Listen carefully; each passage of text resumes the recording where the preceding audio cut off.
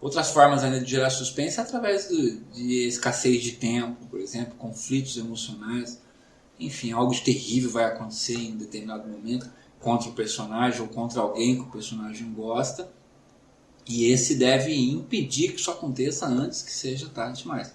Então existem bastante maneiras de você gerar o suspense. O mais importante aqui, que eu queria enfatizar com você nessa aula, era justamente a ideia de que, de maneira simples, o suspense se resume em colocar o seu personagem em uma situação de ameaça e de perigo. E de preferência alguma ameaça grande, tá? Algum tipo de catástrofe. Pode notar que as histórias que mais têm sucesso são onde o personagem tem que lidar com algo grande, não com algo pequenininho, com algo realmente destrutivo, vamos dizer assim. Tá? Isso no sentido prático ou no sentido psicológico, tanto faz.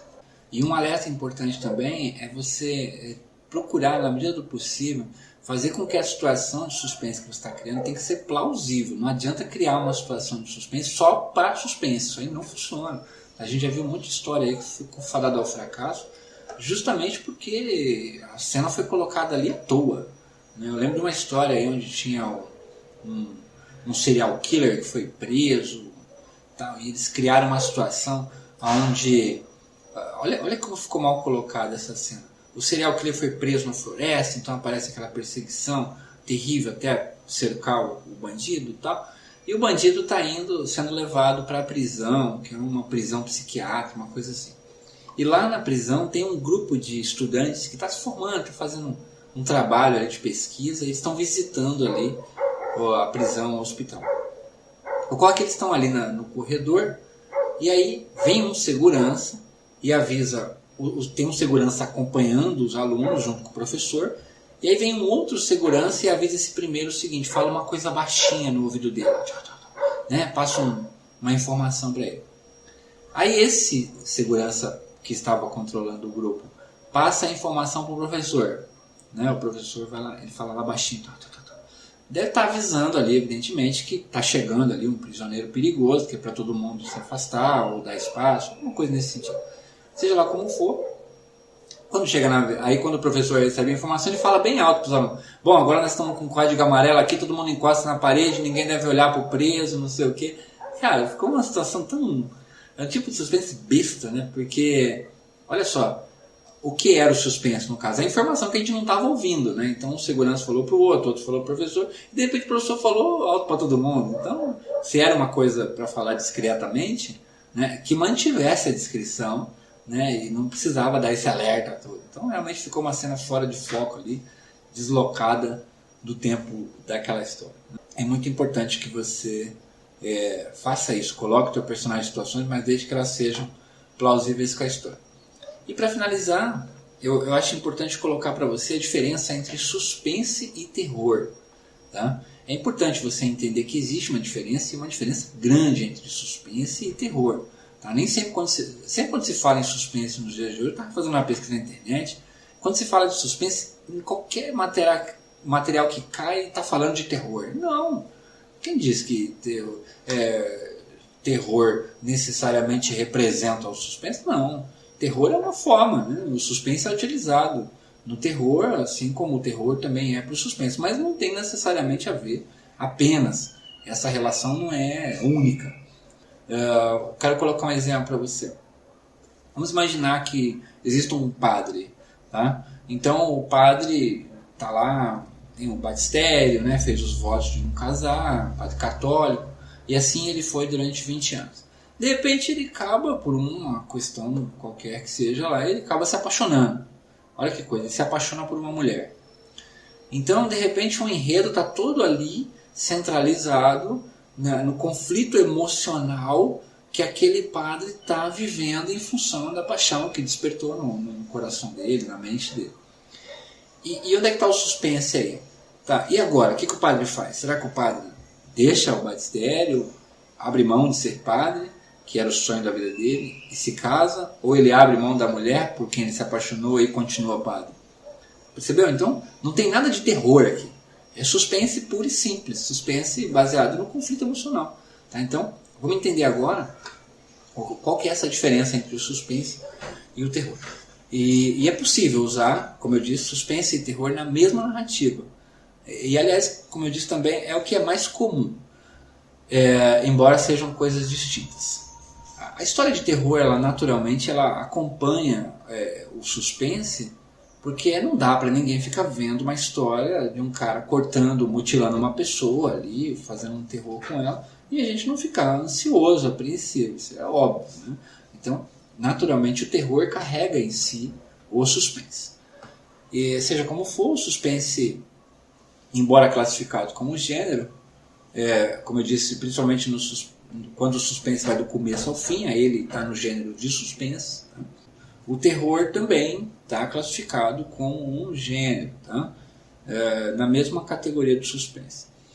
E sobre o terror, ele ocorre quando a cena é forte, coisas bem ruins acontecem. Naturalmente, nós reagimos com um sentimento de medo, de repulsa. Então, quando você está despertando ali o medo e a repulsa, a ojeriza por uma determinada cena ou determinado personagem, você está gerando terror, tá? Não necessariamente o suspense.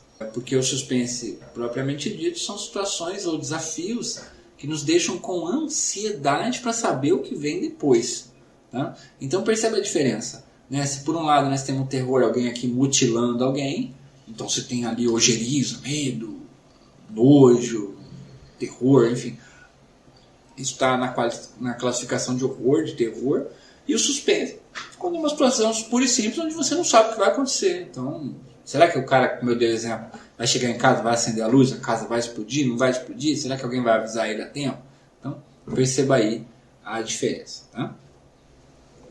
Algo importante a ressaltar também é que no suspense, tanto quanto como gênero, isso é um livro inteiro de suspense, ou como ingrediente de uma outra história qualquer, ou tanto quanto no terror, essa sensação ela deve ser estimulada por pelo menos três tipos de elementos. Tá? O primeiro é por uma situação, isso é, uma coisa. No caso ali, do exemplo que eu dei, uma situação era a bomba na casa.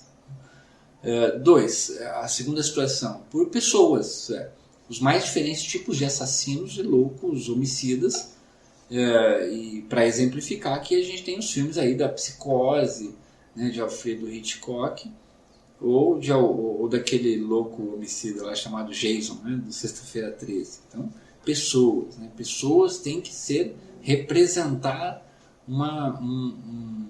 são um elemento de representação para uma boa cena de suspense. Isso não quer dizer que são apenas pessoas, tá? Pode ser o Estado também. Vou dar um exemplo mais simples de você entender. Imagina um casal homossexual que quer casar, apaixonado e tal, e de repente não pode casar porque tem que lutar na justiça num país onde não é permitido esse tipo de casamento. Então perceba aí que no decorrer da trama, a luta para conseguir tal que a justiça conceda o direito deles se casarem, fica no caso o segundo elemento aí, o antagonista da história, quem vai ser o problema aí, vai ser o Estado, né? Então o Estado no geral, ele é que vai representar o problema. Então, normalmente é por pessoas, mas não necessariamente por pessoas.